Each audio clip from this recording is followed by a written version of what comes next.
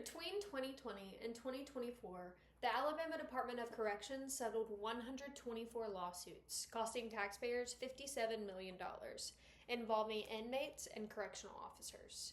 And over 75% of these claims were claims inmates made against the correctional officers, stating that they had used excessive force against them.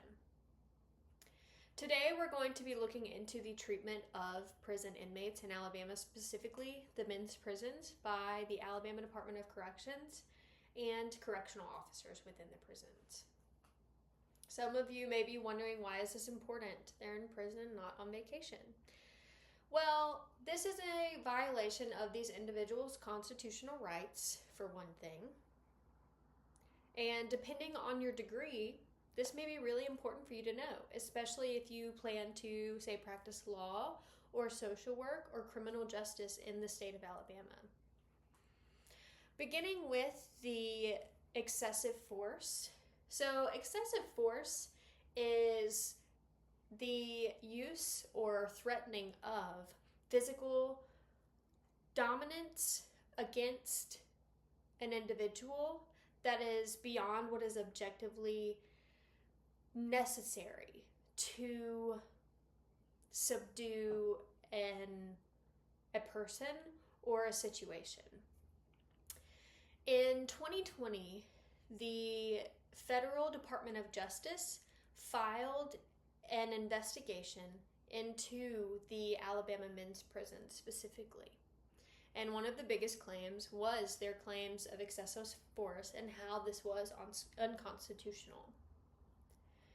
Just in the beginning of the filing, they listed 17 examples of excessive force where inmates had suffered permanent physical damage, leading them to be disabled, or landed them in the hospital, or cases where inmates even died.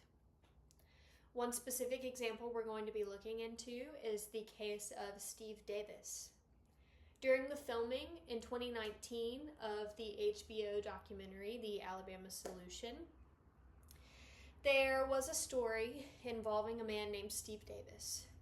And the story goes, according to inmates, that Steve Davis had a homemade knife, as allegedly many inmates do, and the officers saw him with it, told him to put it down and get on the ground. Steve did. He put it on the ground and put himself on the ground. Following him putting himself on the ground, the correctional officers began to beat him with their batons on the head. And one correctional officer, Roderick Gadsden, was stomping on his head, so much so that one inmate claimed that his head began to bounce on the floor like a basketball. And that specific correctional officer had been mentioned in 25 previous claims of excessive force before this. And following this incident, he was not let go. He was actually promoted into a lieutenant position. Moving on to the living conditions, we're also going to be pulling from that Alabama Solutions documentary. This follows two individuals over video chat with journalists, Melvin Ray and Robert Earl Council. And in one of the instances, Robert Earl was put into solitary confinement. And he showed us a video of mice everywhere in his toilet. He had tried to capture them to be his own exterminator. And in many cases, they would be walking down the halls with their video cameras showing puddles of water, mold, blood from a fight or something that had happened that was not being cleaned up. And a big part of this is because of the lack of funding going into these prisons, and that leaves the staff very short. Another example of the living conditions described by a previous inmate named Demario Massey. He was interviewed by WVTM 13 News on October of 2023. And he described his conditions while being in there. He was moved to several different facilities. And in one facility, Massey said that the ceiling, the roof was caving in, and there was water that would come in and be standing that no one would clean up, no one would fix the problem. Massey also described him struggling with a drug addiction. Many of the prisoners are able to get drugs while in prison, either through guards or through people coming and visiting and sneaking in the contraband. And he was trying to come off of this drug and wanted assistance from the nurses there. And he said they treated him like a joke whenever he asked for help.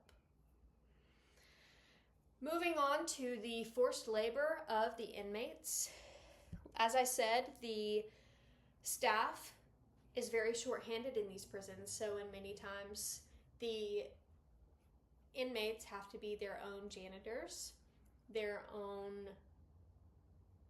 food servers, and they also have to take care of their fellow inmates, elderly or those who are on drugs in the prisons.